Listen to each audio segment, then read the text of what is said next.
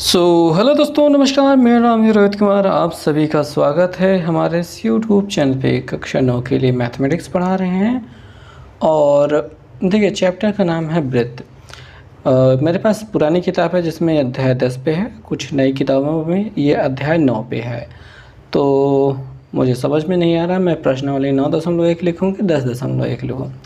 खैर कोई बात नहीं है, आगे बढ़ेंगे हम। ठीक, वृत्त नामक चैप्टर है। चैप्टर की जो ख़ास बातें हैं वो अपना वृत्त है, वृत्त से संबंधित कुछ कोण हैं, बहुत सारी चीज़ें हैं, वो सारी चीज़ें हम देखते चलेंगे। ठीक है, सभी परिभाषाओं के साथ। तो एक तल पर सभी बिंदुओं का समूह जो तल पर उपस्थित एक निश्चित बिंदु से एक स्थिर माने रुकी हुई दूरी पर स्थित हो वृत्त कहलाता है। अर्थात एक स्थिर बिंदु है और इस स्थिर बिंदु से निश्चित दूरी, स्थिर दूरी माने निश्चित दूरी समान रहनी चाहिए। इतनी ही दूरी लेकर जितने भी बिंदु यहाँ पे इकट्ठा होंगे वो सभी बिंदुओं का समूह वृत्त कहलाता है। इस अंदर वाले बिंदु को केंद्र कहते हैं, अंदर वाले बिंदु को केंद्र कहते हैं। इसे ओ से दिखा देते हैं। ये जो निश्चित दूरी या स्थिर दूरी है इसे त्रिज्या कहते हैं।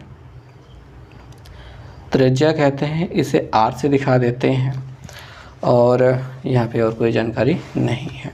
त्रिज्या को ओपी कह लिया है इन्होंने, कोई बड़ी बात नहीं है। ये केंद्र को दिखाने के लिए तीर खींचा गया है, तो कोई उसमें कुछ बनाया नहीं गया। ये भी तीर त्रिज्या को रिप्रेजेंट करने को है बात। अब जब भी वृत्त बनाया जाता है तो वृत्त बनाने की वजह से समतल पर 3 भाग उभर के दिखाई देते हैं। अभ्यंतर, वृत्त के अंदर का हिस्सा पूरा, ये जो सफ़ेद है ये अभ्यंतर है। सफ़ेद पूरा ये अंदर वाला हिस्सा अभ्यंतर कहलाता है। वृत्त पर, ये वृत्त के ऊपर जैसे P बिंदु यहाँ पे है, यहाँ पे कोई बिंदु यहाँ पे हो, ये सभी वृत्त पर कहलाते हैं। और बहिर्भाग, बाहर की ओर वाला एरिया सब बहिर्भाग कहलाता है। ये कोई याद करने की चीज़ नहीं है और ये जो नोट दिए हैं आप मन कहे तो पढ़ लीजिए, कोई बड़ी बात नहीं है। पद, जीवा, देखिए परिध से परिध को मिलाएं लेकिन केंद्र से होकर के न जाए, जीवा कहलाती है। जीवा का नाम ABCDPQ कुछ भी रख सकते हो, कोई फर्क नहीं पड़ता है। व्यास, देखो परिध से परिध को मिलाए लेकिन केंद्र से होकर के जाए और वृत्त की सबसे बड़ी जीवा उसकी व्यास होती है। ठीक है, लिखा है व्यास वृत्त की सबसे लंबी या फिर बड़ी जीवा होती है। ठीक, इसे कहते हैं व्यास और ये त्रिज्या का 2 गुना होता है। देखिए जो व्यास होता है, जीवा कोई बहुत ज़्यादा इम्पोर्टेंट रोल तो यहाँ पे अभी दिखा नहीं रही है, हालांकि इस चैप्टर में मिलेगी। तो हमने जीवा भी देख लिया है, तो व्यास भी देख लेते हैं। व्यास जो होता है उसको D से दिखाते हैं और ये त्रिज्या का 2 गुना होता है। ये सिंपल सी बात होती है, त्रिज्या का 2 गुना होता है, ये बात होगी। और परिध माने सरकमफेरेंस, परिध की बात कर लेते हैं। ये जो किनारे वाला हिस्सा दिखाई दे रहा है इसकी जो भी लंबाई रहेगी उसको परिध कहते हैं। वृत्त की संपूर्ण लंबाई को वृत्त की परिध कहते हैं। तो ये जो लंबाई है इसको परिध कहते हैं। अब यहाँ पे लिखा है चाप। चाप जब भी पढ़ रहे हैं तो क्लास में जब भी कहा जाता है चाप तो सभी बच्चे हंसते थे, क्योंकि हमारे यहाँ पे चाप कहना थोड़ी सी गाली वाले संदर्भ में आता है। किसके यहाँ पे चाप को गाली के रूप में लिया जाता है कमेंट करके बता देना। अब देखो चाप क्या होता है, जैसे एक वृत्त है, वृत्त के इस बिंदु से लेकर इस बिंदु तक जो परिध का एक हिस्सा टुकड़ा उठा लिया जाए इसे चाप कहते हैं। छोटा है तो लघु चाप, बड़ा है तो दीर्घ चाप, बस इतनी सी बड़ी बात है। अच्छा, इसको व्यक्त करने का तरीका यहाँ पे इन्होंने दिखाया है। जैसे PSQ है तो उन्होंने लिखा है PSQ, ऊपर ये जो लाइन खींची है ये चाप को रिप्रेजेंट करती हैं। ठीक, जैसे यहाँ पे एक बिंदु रख देते हैं O, तो AOB ये ऊपर ऐसे खींच देंगे तो ये चाप को दिखाएंगे। ठीक, अब ये बहुत सारी चीज़ें मिलने वाली हैं, सभी चिन्हों को देखने वाले हैं हम लोग। अर्धवृत्त, सेमी सर्कल। सेमी सर्कल के क्या होता है? सेमी सर्कल वृत्त को ऐसे व्यास जब काट देता है तो ऊपर वाला हिस्सा और नीचे वाला हिस्सा दोनों अलग अलग हिस्से आपस में स्वयं में अर्धवृत्त होते हैं। ठीक, वृत्तखंड।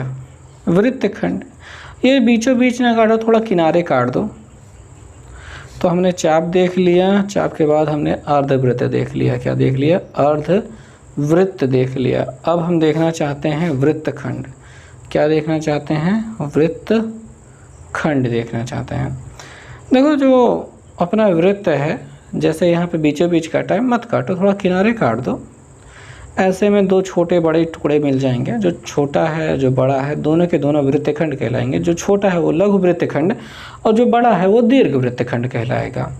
यहाँ हम चीज़ों को जल्दी जल्दी निपटा रहे हैं ताकि जल्दी से हम प्रश्नावली पे पहुँच सकें। ठीक, बस इसीलिए। और इन्हें बहुत ज़्यादा याद करके आपको सुनाने की आवश्यकता नहीं है। अगर आप भूल जाएं किसी बारे में तो पन्ना पलट के पीछे देख सकते हैं, कोई इसमें चिंता की बात नहीं है। अगर आपको याद हो पाता है तो अच्छी बात है, नहीं याद हो पाता है तो और भी अच्छी बात है, क्योंकि हमें टेंशन लेने की ज़रूरत ही नहीं है। ठीक, तो वृत्तखंड हमने देख लिया। त्रिज्यखंड नामक चीज़ भी आ रही है। देखिए त्रिज्यखंड का नाम में त्रिज्या आ रही है। त्रिज्यखंड के नाम में त्रिज्या घुस रही है, त्रिज्या। ठीक है, तो जो अपना वृत्त है इसमें यह त्रिज्या है, एक दूसरी त्रिज्या है। ये दो त्रिज्याओं के बीच वाला जो एरिया दिखाई दे रहा है ये त्रिज्यखंड कहलाएगा। अब ये बाहर वाला एरिया भी त्रिज्यखंड कहलाएगा। जो छोटा है लघु त्रिज्यखंड, बड़ा है तो दीर्घ त्रिज्यखंड। बस इतनी सिंपल सी बात है। ठीक, ओके। तो ओके, अब यहाँ पे लिखा है एक अर्धवृत्तीय भाग, यानी कि बना दो भैया, ये अर्धवृत्तीय भाग कहलाएगा। और क्या कहलाएगा? और कुछ कहने की आवश्यकता नहीं है इसमें। अब जो चीज़ समझनी है वो है जीवा द्वारा एक बिंदु पर अंतरित कोण। देखिए जो भी वृत्त होते हैं उसमें एक जीवा अगर खींची जाए तो इस जीवा द्वारा यहाँ पे कई बिंदुओं पे मतलब कई कोण बनाए जा सकते हैं। जैसे कि ये केंद्र है, मिला दिया जाए तो एक कोण बन जाता है। परिधि पर यहाँ पे ढेर सारे बिंदु होते हैं, कहीं पर भी एक कोण बन सकता है। ठीक, और उसके उल्टी दिशा में यहाँ पे भी कहीं पे भी कोण बन सकता है। तो टोटल 3 वैरायटी के कोण यहाँ पे बनते हैं जीवा द्वारा किसी वृत्त पर, मतलब परिधि पर, केंद्र पर, किधर भी। तो ये सभी कोण हैं। अब इन कोणों की एक ख़ास बात होती है, सभी वो खासियत ही तो पढ़नी है हमें। ठीक है, धीरे धीरे वो सारी चीज़ें मैं आपको बताता चलूँगा। और आपके सिलेबस में भी वही है, क्या ही करेंगे आप, कहीं आप भाग तो सकते नहीं इनसे। तो वही सब देखना है, समझना है, आगे बढ़ना है।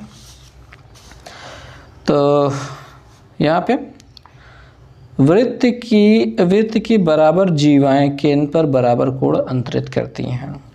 ये चीज़ समझने के लिए आपको समझना पड़ेगा कि आपने सर्वांग क्षमता पढ़ी है कि नहीं। अगर आपने सर्वांग क्षमता पढ़ी है तो 2 त्रिभुज आपस में सर्वांग समतल होंगे जब उनकी संगत भुजाएं, संगत कोण बराबर हों।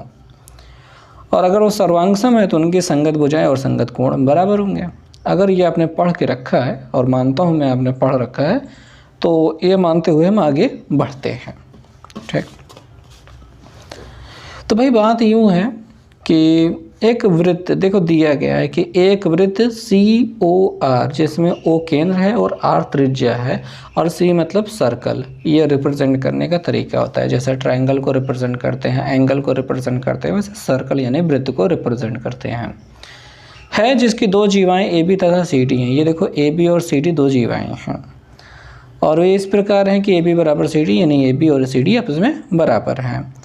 और ये जीवाएं वृत्त के केंद्र पर ये 2 कोण दिखाई दे रहे हैं AOB। कोण को अगर आप नहीं समझ पाते हैं, लिख नहीं पाते हैं, तो ये आपके लिए बड़ी समस्या होने वाली है। जैसे ये जो कोण बना हुआ है यहाँ पे, ये जो कोण हमने लाइन खींची हुई है, ए ओ बी, इसका नाम कोण ए ओ बी होता है, या आप कोण बी ओ ए भी कह सकते हैं, पर ओ किनारे नहीं रहेगा। इसमें ख़ास बात यही है कि ओ बीच में है, ओ बीच में है, यही इसकी खासियत होती है। और जब मैं पढ़ाता हूँ कक्षा 9 के बच्चों को और मैं उनसे कोड लिखने की बात करता हूँ, आमतौर पे मैं ऐसा मानता हूँ कि वो लिख पाते होंगे, परंतु बहुत से बच्चे नहीं लिख पाते हैं। इस कोण का नाम लिखने के लिए ओ ए बी कह लेते हैं, परंतु तरीका ये है कि जहाँ पे जिस बिंदु पर जहाँ पे कोण बना हुआ है वो वाला बीच में होना चाहिए, कंपलसरी है। किनारे वाला किनारे किनारे ही रहना चाहिए। तो अगर इस बात को आप मानते हैं तो हम आगे बढ़ते हैं। तो ये कोण ए ओ बी यहाँ पे और सी ओ डी यहाँ पे बना हुआ है। हमको यही सिद्ध करना है कि ये दोनों कोण आपस में बराबर है, ये दोनों कोण आपस में बराबर हैं। तो हम त्रिभुज दोनों ले लेते हैं, त्रिभुज ए ओ बी और सी ओ डी में। दोनों त्रिभुजों में ओ ए बराबर ओ सी होगा क्योंकि ये समान वृत्त की त्रिज्याएँ हैं, और ओ बी बराबर ओ डी होगा, ये ओ बी है और ये ओ डी है क्योंकि समान वृत्त की त्रिज्याएँ हैं। और ए बी बराबर सी डी आपको पहले से दिया है।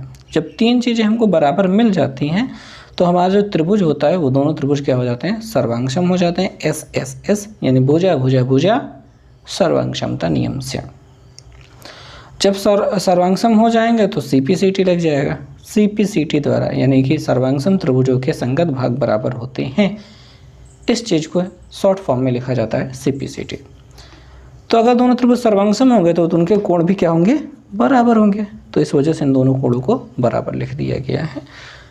और ये सर्वांग मतलब ये पहला प्रमेय है, आपका ये पहला प्रमेय है।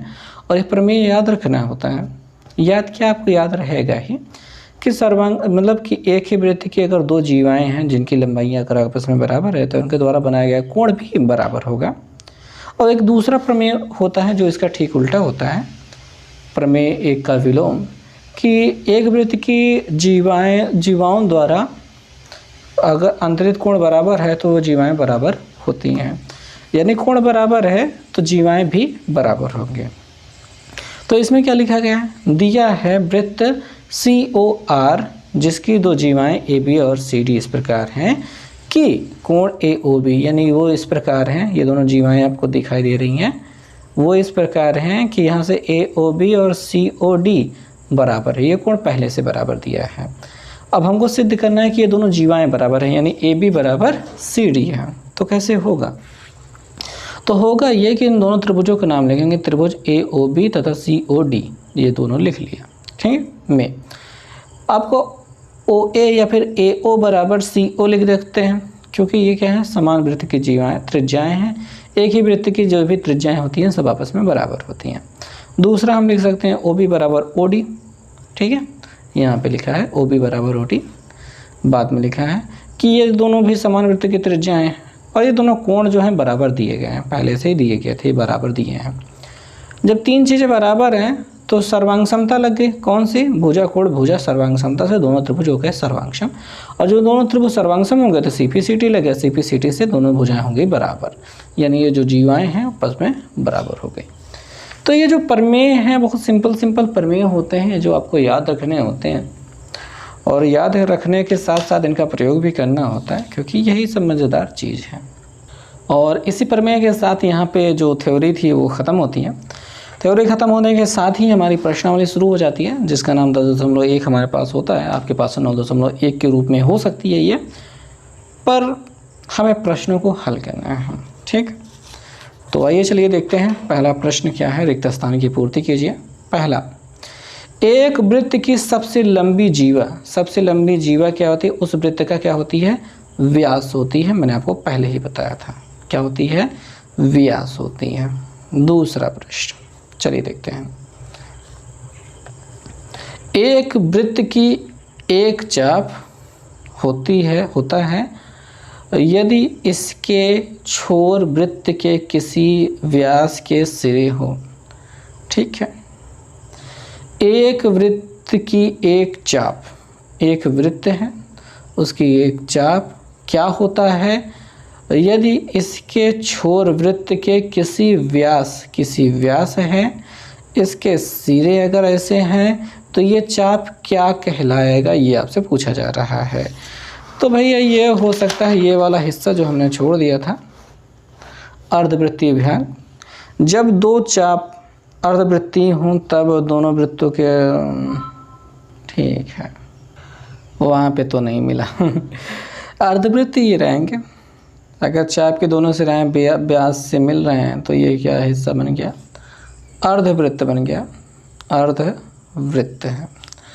अगला तीसरा, ठीक, एक वृत्त का वृत्तखंड इसके एक चाप तथा वृत्त की जीवा का एक भाग। एक वृत्त का एक वृत्तखंड, एक वृत्त है, इसका जो वृत्तखंड होता है ये वृत्तखंड है, उसमें इसमें एक चाप, ये एक चाप होता है, तथा वृत्त की ये क्या होती है, जीवा होती है, जीवा के एक भाग होता है, ठीक है, जीवा होती है इसमें।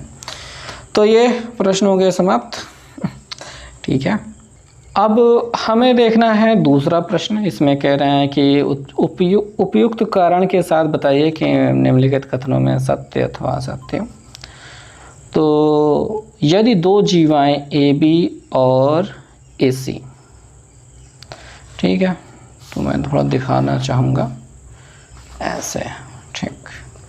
दूसरा प्रश्न है जिसका पहला प्रश्न हम हल करने की कोशिश करेंगे। दो जीवाएं, एक वृत्त की दो जीवाएं ए बी और ए सी, ठीक है, केंद्र ओ वाले जीवाएं है ना, जीवाएं, ये जीवाएं ऐसे बनेंगी, ये ए बी और ये ए सी, ठीक है। केंद्र ओ वाले वृत्त में ओ ए की सम्मुख भुजा पर स्थित है, ओ ए की सम्मुख भुजा पर स्थित है, ठीक है, ओके।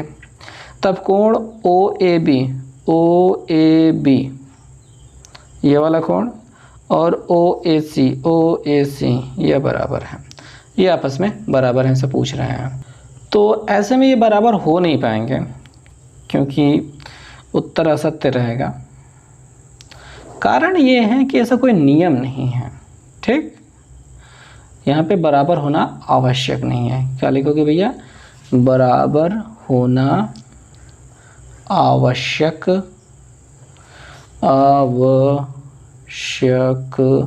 नहीं है। कारण यही है कि ज़रूरी नहीं है, कोई नियम थोड़ी ना है कि अगर ऐसे सामने बने हैं तो ये कोण आपस में बराबर ही होंगे, क्योंकि ये तो जो जीवाएं हैं ये बराबर तो कही ही नहीं गई हैं। जब बराबर होते तो मैं सोच सकते थे हम, लेकिन जब बराबर है नहीं तो ऐसा कोई कंपलसरी थोड़ी ना है, क्योंकि जो जीवाएं हैं उनके बराबर होने की कोई शर्त नहीं दी है, इसलिए कोण बराबर होना आवश्यक नहीं है, ऐसा लिख देना, ठीक। अगला लिखते हैं दूसरा वाला प्रश्न। वृत्त के सर्वांगसम चाप केंद्र पर बराबर कोण बनाते हैं। तो सर्वांगसम माने बराबर। एक वृत्त है, यहाँ से यहाँ तक एक चाप है, जितना बड़ा है उतना ही यहाँ पे एक चाप है, उतना ही बड़ा। अभी जो सर्वांगसम चाप है वो वृत्त पे क्या बनाएंगे, समान कोण बनाएंगे, बिल्कुल समान कोण बनाएंगे, सत्य। कारण क्या है, कारण क्या है कि समान जीवाएं केंद्र पर समान कोण अंतरित करती हैं, ऐसे ही समान चाप कोण पर समान कोण अंतरित करेंगे, ठीक। लिख देना, चूँकि वृत्त की समान जीवाएं केंद्र पर समान कोण अंतरित करती हैं, ऐसा लिख देना, हो जाएगा, ठीक। ओके, ये बात तो हो गई ख़त्म। अब तीसरा प्रश्न है जहाँ पे थोड़ा सा मेहनत वाला काम हमें करना होगा। तो आइए चलिए मेहनत करना शुरू करते हैं और देखते हैं कि क्या चीज़ें होने वाली हैं, ठीक है। तो प्रश्न संख्या 3 है। तो प्रश्न संख्या 3, दी गई आकृति में जीवाएं ए बी और सी डी बराबर हैं और कोण ओ बी ए यहाँ पे दिखाई दे रहा है, ओ बी ए 55 अंश है, तब कोण सी ओ डी का मान ज्ञात करना है, ऐसा ये कहना चाहते हैं। तो भाई ठीक है, प्रश्न संख्या 3 दिया है क्या दिया है, वृत्त क्या है सी, और यहाँ पे ओ आर ले लेते हैं, में सी ओ आर में जीवाएँ ए बी बराबर सी डी, ठीक। कोण ओ बी ए बराबर 55 अंश, ठीक। और यहाँ पे इसका मान ज्ञात करना है, वृत्त भी बना लेते हैं।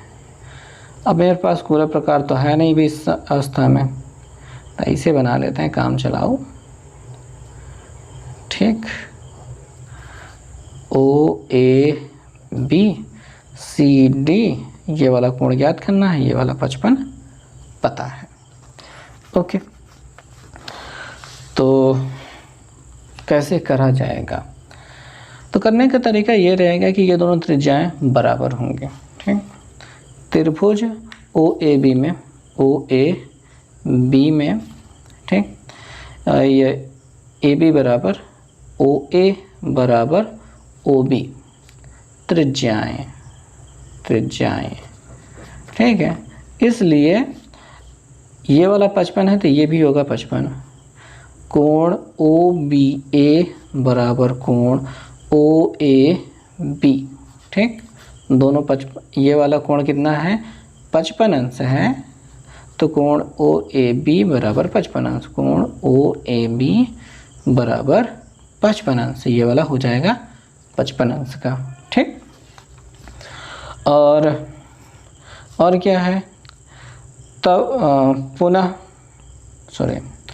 पुनः त्रिभुज ए B C O A B में, इस ओ ए बी में क्या होगा, ये वाला तीनों कोणों का योगफल कितना होता है 180 अंश होता है। कोण ओ प्लस कोण ए प्लस कोण बी बराबर कितना 180 अंश। इस कोण ओ का पता नहीं है, इसका मान 55 पता है, इसका मान 55 पता है, बराबर 180। कोण ओ ये दोनों जोड़ दीजिए, 5 5 10, 5 5 10 1 11 बराबर 180। कोण ओ बराबर 180 माइनस 110, ठीक है। कोण ओ बराबर 70 अंश। ये हो गया बात, इतना तक हम पहुंच गए हैं। अब चूँकि बराबर जीवाएं कोण पर बराबर कोण अंतरित करती हैं, इसलिए COD भी कितना हो जाएगा। अब आगे लिखते हैं, पन्ना पलट के यहाँ लिखते हैं, क्या लिखते हैं, चूँकि वृत्त की बराबर जीवाएं केंद्र पर बराबर कोण यानी समान कोण अंतरित करती हैं तथा हमारा AB बराबर है CD के, इसलिए तो ऐसे बन जाएगा। इसलिए यहाँ पे जो कोण COD होगा, कोण COD ये बराबर हो जाएगा कोण AOB के, और कोण COD बराबर ये AOB हमको जो मिला था ये 70 अंश के बराबर हो जाएगा। ये आंसर हो जाएगा। तो कुछ ऐसा लिखना है, हालांकि लंबा मैंने लिख दिया, पर लिखना तो ऐसे ही पड़ेगा भाई, क्या ही किया जाएगा। अच्छा, यहाँ पे 55 की जगह मैंने 50 लिख दिया गलती से, ठीक है। थोड़ी बहुत गलतियाँ हो जाती हैं कभी कभी, और कभी कभी नज़र आ जाती हैं, कभी कभी नज़र नहीं आती हैं। ओके, तो चीज़ों को ऐसे ही लिखना होता है, डिटेल्स आपको ऐसे भरनी पड़ती हैं, जैसे मैंने आपको दिखाया कि ज़रूरत से ज़्यादा मेहनत करनी पड़ती है। हो जाता है ऐसे, धीरे धीरे चीज़ें बढ़ जाती हैं। चौथा नंबर क्वेश्चन दिखाई दे रहा है, नीचे दी गई आकृति में, यहाँ पे आकृति दिखाई दे रही है, वृत्त का केंद्र O, ठीक है, ये वृत्त का केंद्र O है, तथा ये 4 लाइनें जो हैं आपस में बराबर है। कौन बराबर है? CD, DE, EF और FG। हाँ ठीक है, 4 लाइनें बराबर है।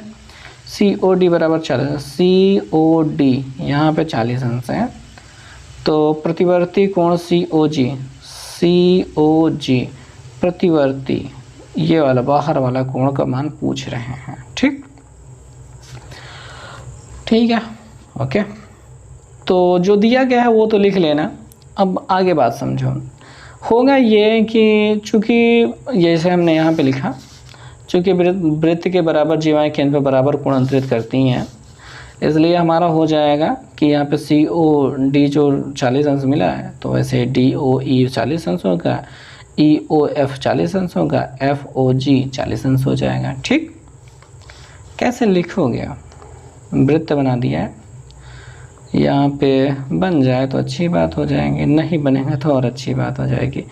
CDEFG हो गया, और इनको मिला देते हैं, केंद्र यहाँ पे है, ऐसे ऐसे मिला देते हैं, इसको ऐसे मिला देते हैं, इसको ऐसे मिला देते हैं, इसका नाम O रख दिया। ठीक, और ये लिख लेना भैया। ठीक है, ये तो लिख लेना, चूँकि वृत्त की जी बराबर जीवाएं केंद्र पर बराबर कोण अंतरित करती हैं,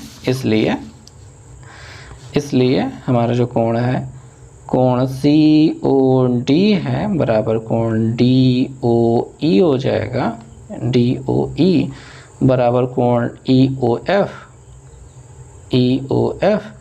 बराबर कोण FOG, ये सभी बराबर हो जाएंगे किसके? 40 अंश के। ठीक, ये सब 40 अंश के हो जाएंगे। अब हमारा होगा क्या, हमको प्रतिवर्ती इस कोण का मान ज्ञात करना है। ठीक है, तो प्रतिवर्ती कोण COG बराबर हो जाएगा 360 माइनस 360। क्यों? पूरा कोण 360 का होता है, इधर 40 40 40 40 4 बार हो गया है। ठीक है, माइनस 4 गुणते 40, 1 2 3 4, 4 गुणते 40, 3 तो 360 माइनस 4 चौके 16, घटा देंगे तो 200 अंश मिल जाएगा, आंसर हो जाएगा। ठीक, डिटेल्स में बस इतना से लिखना है। इस लाइन के ऊपर ये हिंदी वाला जो चीज़ लिखा है हमने, ये लिखना है, और इसके ऊपर क्वेश्चन में जो मन का है सो लिख लेना, क्वेश्चन उतार लेना। ठीक, तो करो, थोड़ा सा प्रयास करो, डिटेल लिखने की आदत डालो, जो भी चीज़ें यहाँ पे दी गई हैं वो लिखने का प्रयास करो, क्या कैसे लिखा जाता है सीखो, धीरे धीरे सब कुछ धीरे धीरे आ जाएगा।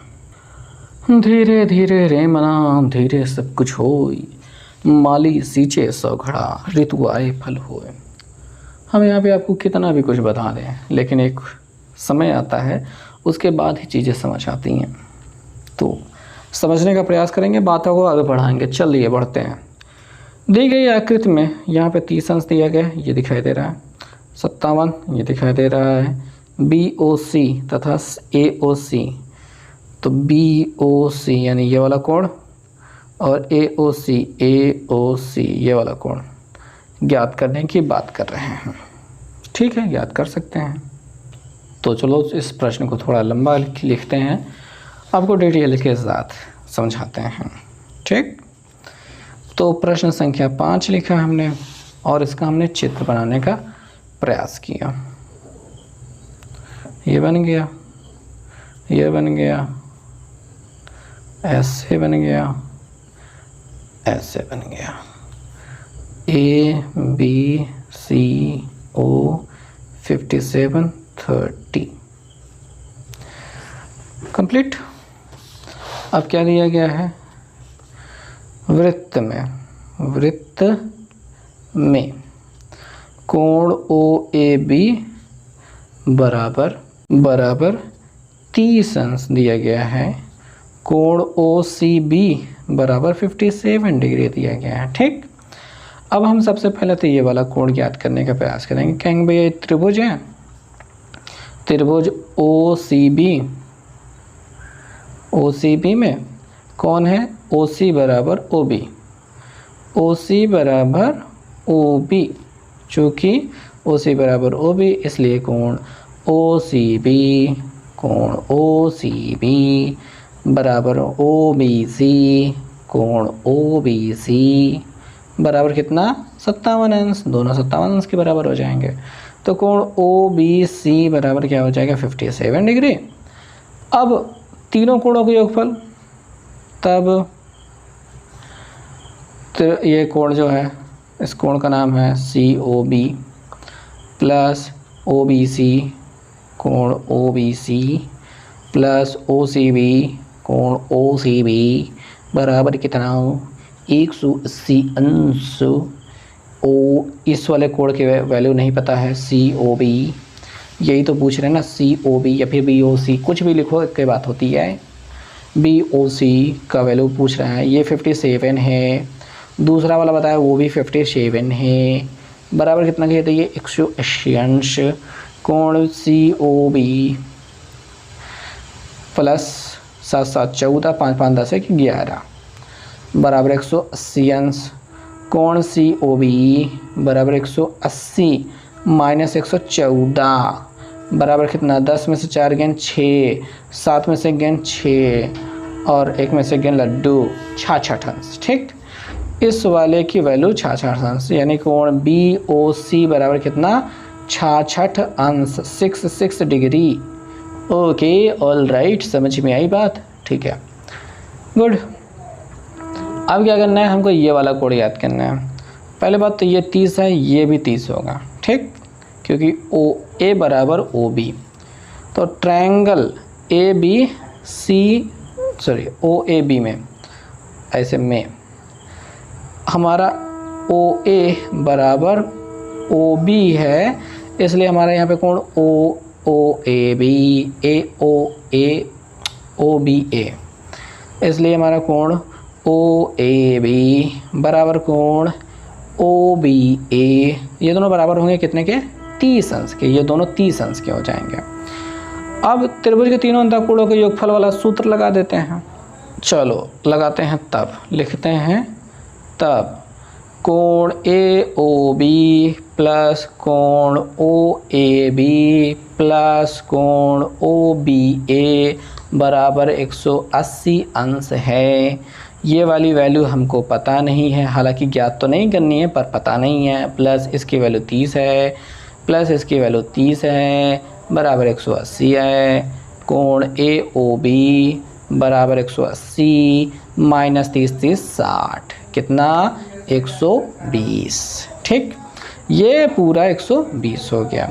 अब हमको चाहिए ये वाला कोण ना, तो कोण हमको क्या चाहिए ए ओ सी, कोण ए ओ सी चाहिए, जो कि पूरे का यानी कोण ए ओ बी माइनस ये वाला सी ओ बी या फिर कोण बी ओ सी कर दें, घटा दें।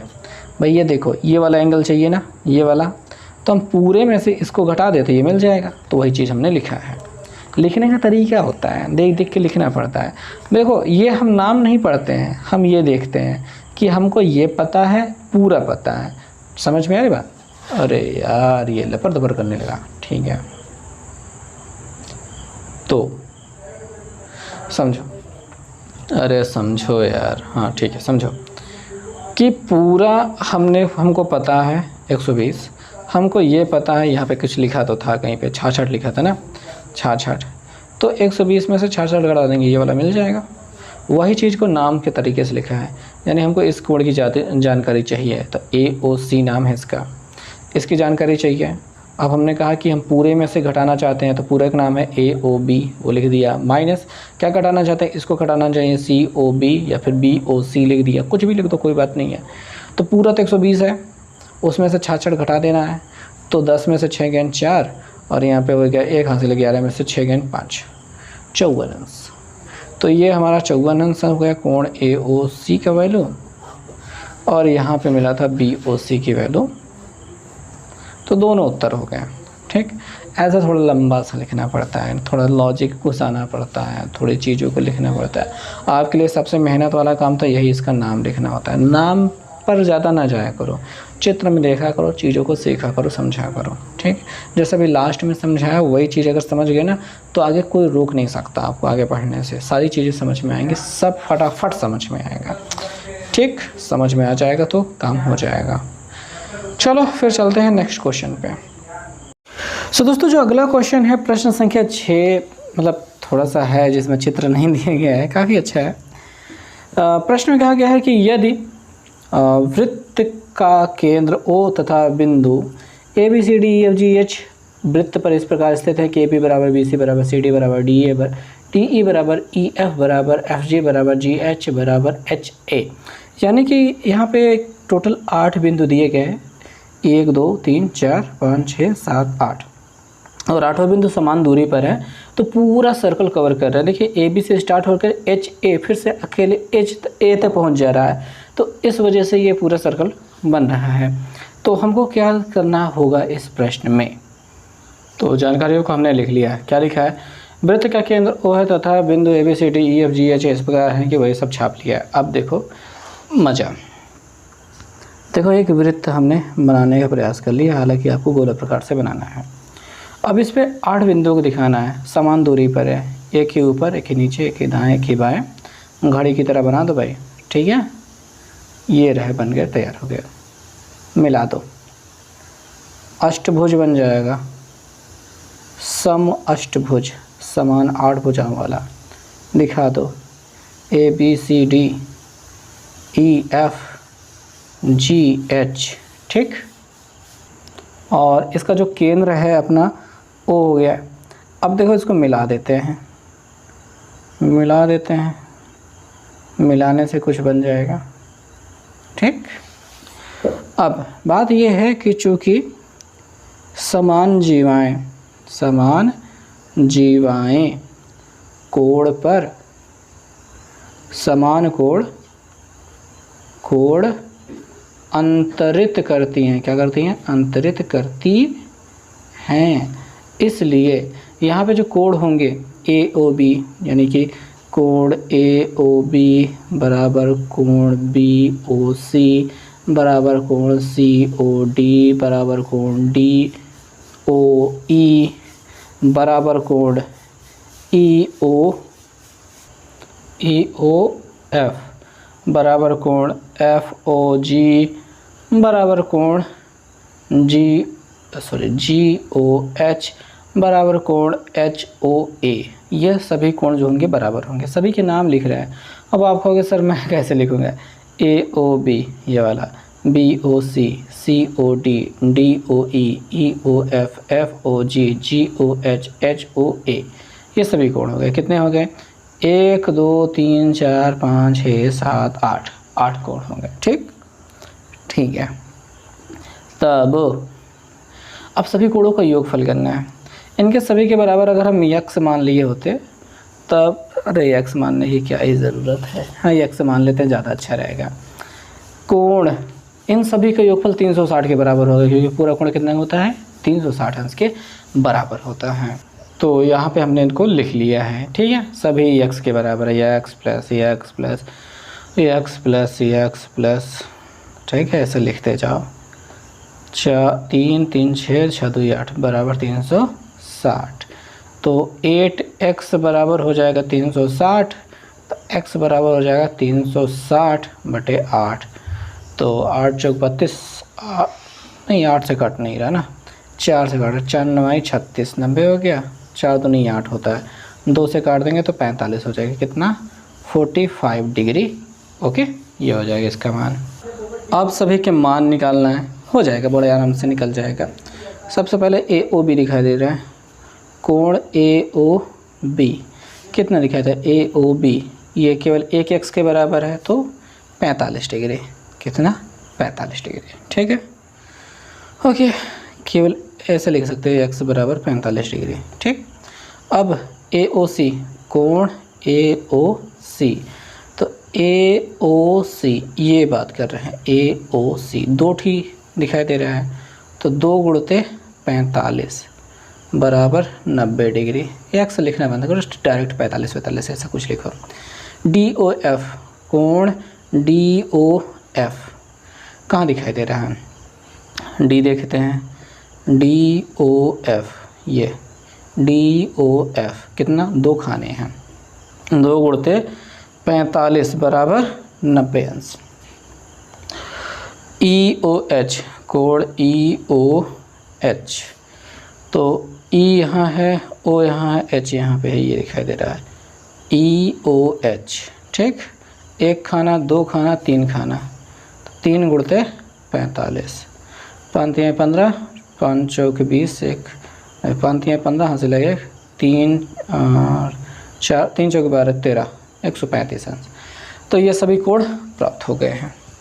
कुछ समझ में आया? समझ में आया होगा। कोशिश तो की है हमने समझाने की, पर ना समझ में आए तो बड़ी मुश्किल हो जाएगी मेरे लिए।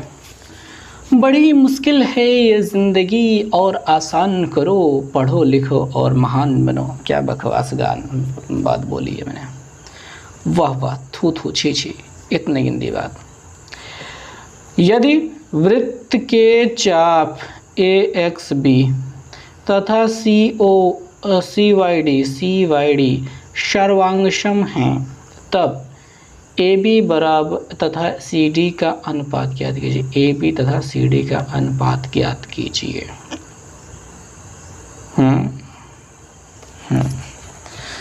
अब देखिए भैया, बात यह है कि दोनों बराबर होंगे, ठीक। अब ये फालतू का ड्रामा मैं फैलाने जा रहा हूँ, चलो देखते हैं, ठीक है।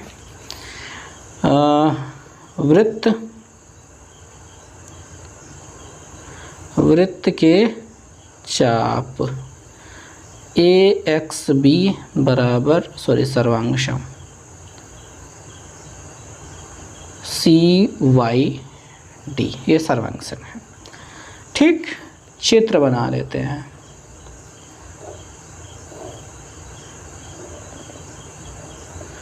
इसका नाम ABCD, यहाँ पे ऐसे बना है, ये है O, यहाँ पे है X, यहाँ पे है Y, ठीक। ये हो गई बात है। चूँकि वृत्त के समान चाप के सम्मुख समान चाप द्वारा केंद्र पर बना कोण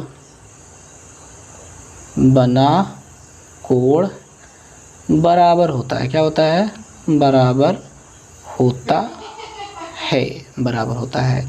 इसलिए ये जो दोनों कोण बने हैं वो बराबर होंगे। AOB, कोण AOB बराबर COD, कोण COD बराबर हो जाएंगे, ठीक है।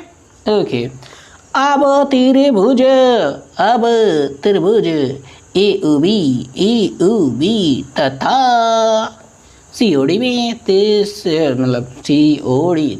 त्रिभुज COD में क्या क्या चीज़ें हम बराबर करने वाले हैं, फालतू का काम करने वाले हैं। OA बराबर OC लिखने वाले हैं। OA बराबर OC समान वृत्त समान वृत्त की एक ही वृत्त की त्रिज्याएं कहलाती है ना।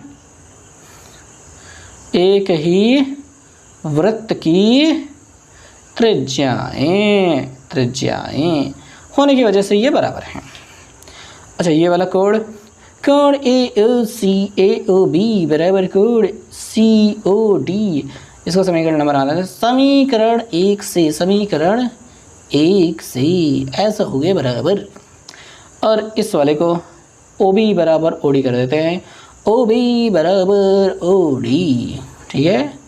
एक ही वृत्त की त्रिज्याएं क्या होती हैं? बराबर होती हैं। जब बराबर हो गई तब दोनों त्रिभुज सर्वांगसम हो जाएंगे। तब त्रिभुज AOB यहाँ पे लिख देते हैं, तब त्रिभुज AOB सर्वांगसम, त्रिभुज COD दोनों त्रिभुज सर्वांगसम हो गए। कौन सा सर्वांगसमता लिखा है? SAS सर्वांगसमता, आगे लिख लेना बना, ठीक है। सर्वांगता से तो CPCT लगा था। CPCT द्वारा CPCT क्या होती है? सर्वांगसम त्रिभुजों के संगत भाग बराबर होते हैं। तब कौन, ये हमको किसके बारे में बात पूछ रहा था? AB और CD के बारे में। तो AB और CD क्या हो जाएंगे? ये खींचना नहीं है आपको, ठीक है। AB बराबर CD, ठीक है। सी डी को नीचे भेज दो तो ए बी बटे सी डी, तो वहाँ पे क्या रहेगा बराबर 1 होता है, जो कि बटे 1 हो जाएगा। यानी कि ए बी अनुपात सी डी बराबर 1 अनुपात 1 आंसर। ठीक है, ओके। इससे ज़्यादा नौटंकी मैं नहीं कर सकता किसी भी सवाल को बताने के लिए, क्योंकि अब मुझे नौटंकी करना नहीं आता। हाँ, थोड़ी बहुत नौटंकी मैंने कर ली, पर मुझे नहीं आती है नौटंकी करना। आखिरी क्वेश्चन प्रश्नावली का। आप में से ही किसी बंदे ने हमसे ये पूछा था कि सर क्या ये प्रश्नों का उत्तर दे सकते हो। मैंने मतलब ठीक है, मैंने पूरी प्रश्नावली को एक ही वीडियो में समेट दिया। चलो अब समझते हैं यह फालतू का प्रश्न। दी गई आकृति में दो जीवाएं AC तथा BC बराबर है। AC BC बराबर है, ये लाइन भी खींचिए, बराबर है, तथा त्रिज्या OC AB को M पर प्रच्छेदित करते M पर काट रही है, वो दिखाई दे रहा है। तब AM BM अनुपात लगाया है, BM का अनुपात ज्ञात कीजिए, BM का अनुपात ज्ञात कीजिए। दोनों बराबर होंगे, 1 अनुपात 1 के अनुपात होंगे। तो हम कैसे कर सकते हैं, कैसे बताएं क्या होगा अब, ये हमको समझ नहीं आए।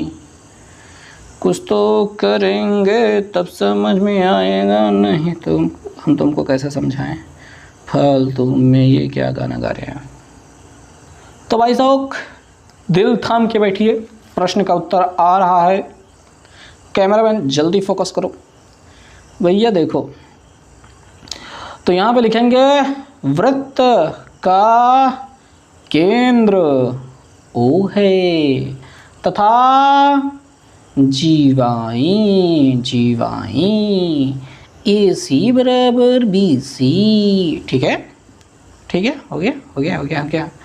और ये मतलब बाहर में जाए कोई मतलब नहीं है, ठीक है। अब आगे बढ़ते हैं। अब चूँकि बराबर जीवाएं केंद्र पर बराबर कोण अंतरित करती हैं, चूँकि बराबर जीवाएं केंद्र पर समान कोण अंतरित करती हैं, इसलिए AOC जो कोण है बराबर होगा कोण BOC के, कोण BOC। ठीक है, हो गया, ये एक समीकरण बन गया। इस चित्र को भी तो बनाना था, कहाँ भाग गया ये, मैंने कैसे छोड़ दिया इसको। ठीक है।